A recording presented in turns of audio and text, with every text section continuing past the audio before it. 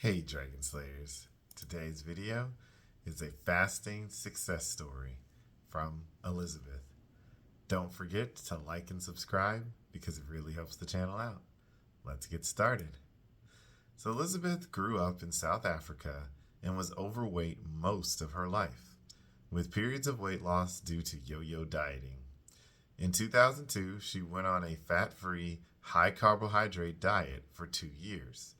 Early in 2004, she was diagnosed with type 2 diabetes, high cholesterol, and high blood pressure, and started on medication. Her father and siblings were also on medication for those concerns. At 231 pounds, she switched from a fat-free, high-carbohydrate diet to a low-carbohydrate, severely calorie-restricted diet. Her weight went down to around 165 pounds over about 18 months, but the diet was so restrictive it was not sustainable. Inevitably, her weight climbed back up at the end of 2010. She was horrified when an ultrasound showed that she had nonalcoholic fatty liver disease. In April of 2011, her doctor added insulin injections to her type 2 diabetes medications. The doctor said that she had to increase the insulin dose until the blood glucose levels came down, with no other explanation, so that's what she did. In late 2011, she was injecting 120 units of long-acting insulin every night and 80 units of rapidly acting insulin with each meal. She was also taking many other diabetes medications, morning and night. After she started taking insulin, no matter what she did or how hard she exercised, she could not lose weight at all, even if she quit carbohydrates. She knew it had something to do with the insulin. Fast forward to January of 2015. She had had enough. She began cutting carbohydrates again and starting a 30-minute high-intensity interval training class. Her glucose levels were dropping down to about 2.3 mmol per liter, and then she came across an article by Dr. Jason Fung, who had presented at the low-carb, high-fat convention in Cape Town, saying that type 2 diabetes could be reversed. She watched Dr. Fung's YouTube presentation for the first time. She found something that made sense. She immediately decided that quitting insulin was her first priority, but she could not find a single dietitian or doctor in South Africa that would help her do that. In January of 2015, she weighed 212 pounds. Fasting glucose was 9.5 millimoles per liter, and her HbA1c was 7.6%. Insulin dosage was 360 units a day.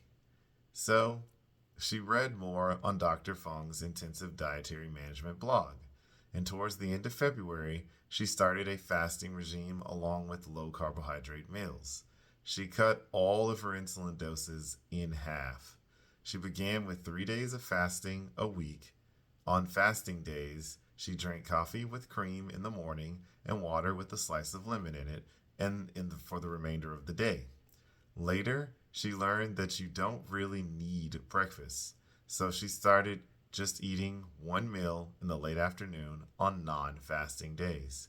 Her glucose levels continued to drop, so she quit all injection insulin and continued to eat low-carb, paleo-style diet, in other words, real whole foods.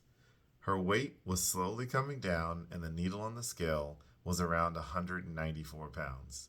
She had lost a total of 14 pounds and about 2.9% of her body fat. Her waistline dropped 14 inches.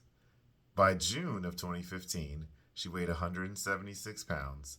Fasting glucose was 7.6 millimoles per liter. Her HbA1c was 6.2. The insulin dosage was none. By the beginning of June, her weight was 176 pounds, and she had lost a total of 29 pounds and 7.3% body fat, as well as 18 inches from her waist.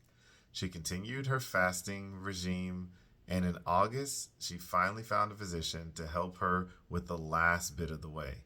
Her results have astounded various people in various ways, including some friends in the medical profession who were too polite to tell her that they thought she was nuts.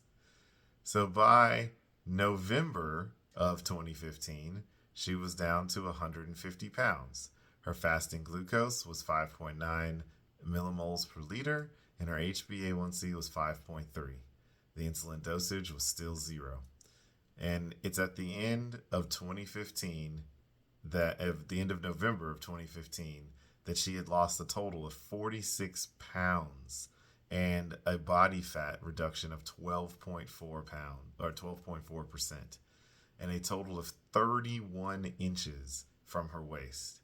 She realized that she was going to struggle with her love for carbohydrates, especially bread and fruit.